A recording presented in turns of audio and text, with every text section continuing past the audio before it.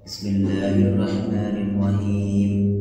الحمد لله رب العالمين، الصلاة والسلام على سيد الأنبياء والمرسلين.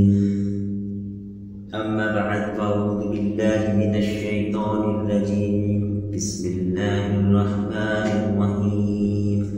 ولقد مكناهم في الأرض وجعلنا لهم فيها معايش قليلا ما تشكرون.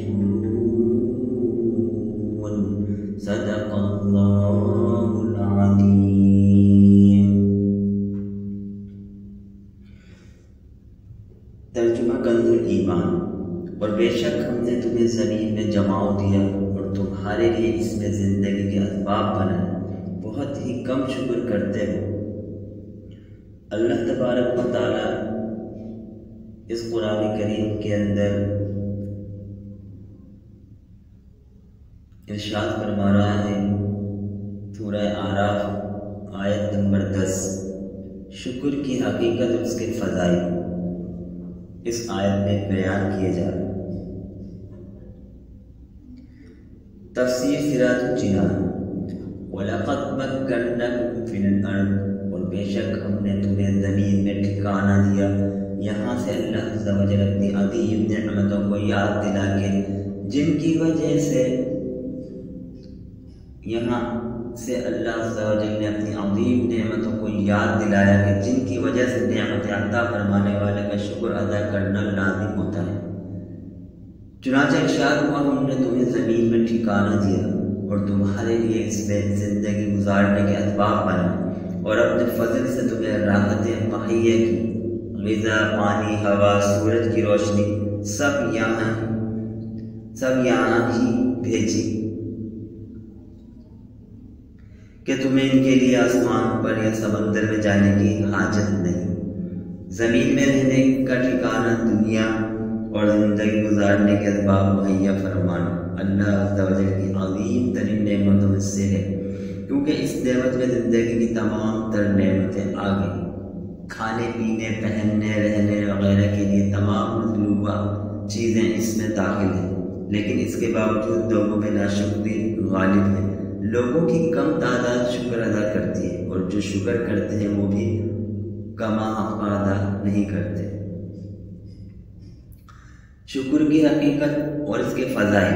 شکر کی حقیقت یہ ہے کہ آدمی نعمت کو اللہ عز و جل کی طرف سے منسوب کرے اور نعمت کا اظہار کرے، جبکہ ناشکری یہ ہے کہ آدمی نعمت کو بھول جائے اور اسے چھپائے. قرآن و حدیث میں شکر کا حکم اور اس کے فضائل بکثرت بیان کیے گئے ہیں. چنانچہ اللہ تعالیٰ ارشاد فرماتا ہے، وَاشْكُرُوا لِي وَلَا تَكْفُرُونَ، سورہ بقرہ آیت نمبر 152. ترجمہ کنز العرفان. اور میرا شکر ادا کرو اور میری ناشکری نہ کرو. اور ارشاد فرماتا ہے، مَا يَفْعَلُ اللَّهُ بِعَذَابِكُمْ إِن شَكَرْتُمْ وَآمَنْتُمْ وَكَانَ اللَّهُ شَاكِرًا عَلِيمًا، سورہ نساء آیت نمبر 147. ترجمہ کنز العرفان. اور اگر تم شکر گزار بن جاؤ اور ایمان لاؤ تو اللہ تمہیں عذاب دے کر کیا کرے گا، اور اللہ قدر کرنے والا، جاننے والا ہے. نیز ارشاد فرمایا، لَئِن شَكَرْتُمْ لَأَزِيدَنَّكُمْ وَلَئِن كَفَرْتُمْ إِنَّ عَذَابِي لَشَدِيدٌ،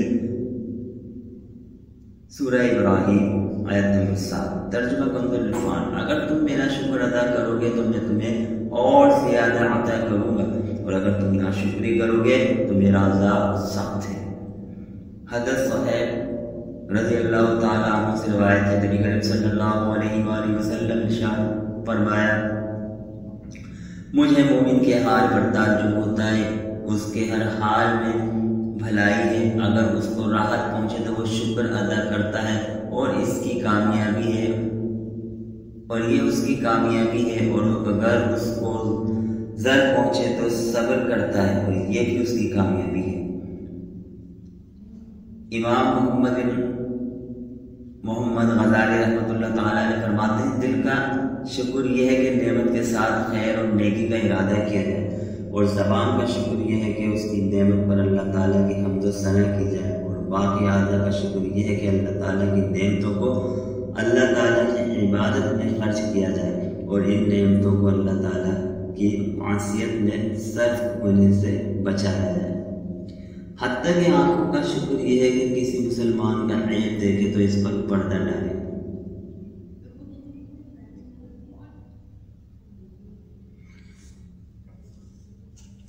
وَمَا تَوْفِيقِي إِلَّا بِاللَّهِ الْعَلِيِّ الْعَظِيمِ۔ میری یہ ویڈیو آپ کو پسند آئی تو اسے لائک کیجئے، شیئر کیجئے، سبسکرائب کیجئے اور اللہ کا پیغام دوسروں تک پہنچائیے اور ڈھیروں نیکیاں کمائیے۔ السلام علیکم ورحمۃ اللہ وبرکاتہ۔